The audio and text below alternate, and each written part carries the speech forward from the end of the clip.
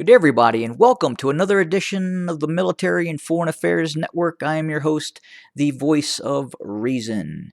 It is December 2nd, 2021, and we are going to continue our coverage of the ongoing crisis between Ukraine and the Russian Federation. First, I want to take a look at some of the headlines being reported by news outlets and media hubs around the world. And this is just going to kind of give you an idea of the messaging that is coming across within the context of this possible conflict. So first, Washington Examiner, Biden damages transatlantic security, showing subservience to Germany. International Politics and Society Journal, The Fragility of Western Democracy. And again, these are just headlines that are coming across. Reuters, Blinken confronts Russia's Lavrov on Ukraine, warns of severe costs. Business Insider, Russia's top diplomat accuses the U.S. and NATO of risking a nightmare scenario of military ... The new red lines on Russia's western frontier, Gulf Today. Ukraine extends preferential duties for imports of goods from Russia, Ukraine International. Blinken vows serious consequences if Russia steps into Ukraine conflict. Foreign policy. Russia believes Ukrainians want to be liberated. France 24. Blinken says Ukraine is in no way posing threat to Russia, and that has to do with the reported buildup of Ukrainian forces in the eastern Ukraine. It's Globe Gazette. U.S. warns Russia as Kremlin talks about war threat in Ukraine. And it really just goes on and on and on in terms of the rhetoric that continues as both forces continue to posture themselves for a possible conflict. But what does the force construct at this time look like in terms of the Russian Federation? In terms of the buildup of forces right now, where are the Russian forces looking to possibly enter Ukraine from? So again, this map was obviously post the deployment of forces and would indicate a peacetime deployment of forces for the Russian Federation. So again, at this point, you can kind of disregard the way some of these forces are showing on the map because many of these forces have in fact been brought up closer to the border with Ukraine. But right now, there appears to be a fairly significant force near Kharkiv, possibly over a dozen battalion tactical groups in the vicinity, just near Kharkiv and within the vicinity of Kharkiv. And we could quite possibly see an advance on Kharkiv if the conflict turns hot.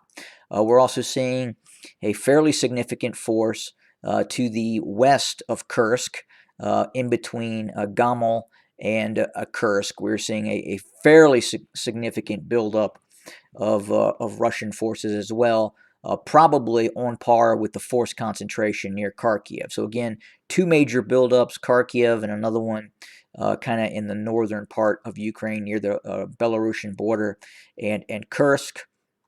The next heaviest concentration of forces is in the Crimea and Krasnodar region. Possibly preparations for some sort of amphibious operation exist.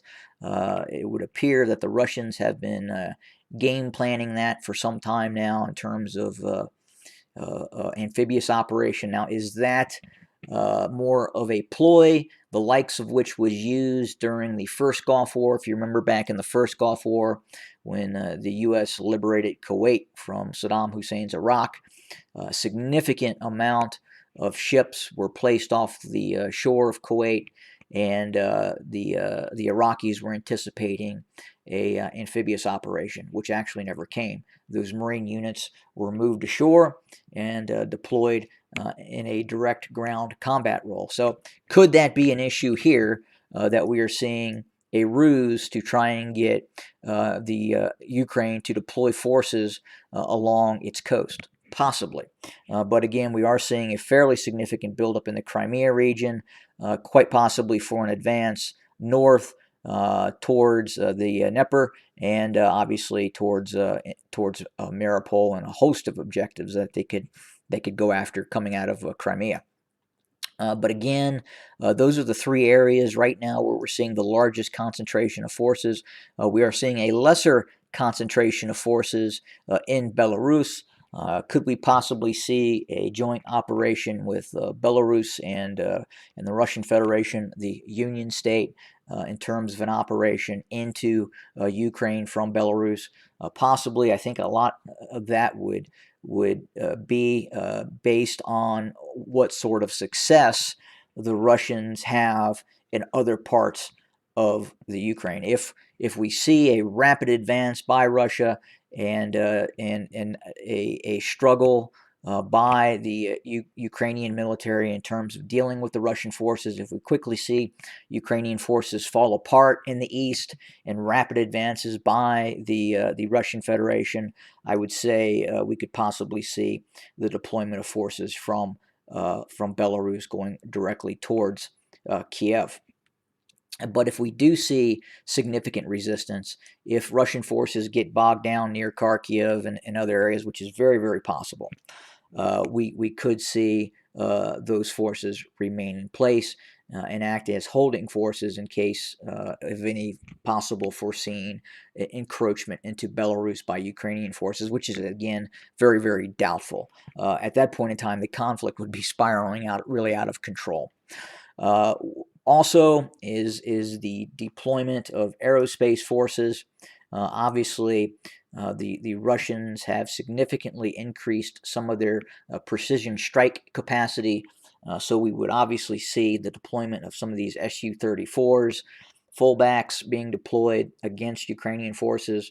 We would see absolutely the deployment of cruise missiles. It would probably look very much like the First and Second Gulf War in terms of decapitation strikes and the widespread use of both cruise and short-range ballistic missiles by the Russian Federation, precisely targeting key command and control nodes, supply nodes, air bases, air defense sites, and the target list goes on. But that's where we're at today. Again, the rhetoric continues, the buildup continues. And it continues to be an incredibly tense situation that could turn hot very, very quickly. That's all we have for today. Stay tuned for more information as the situation develops. Have a great day, everybody.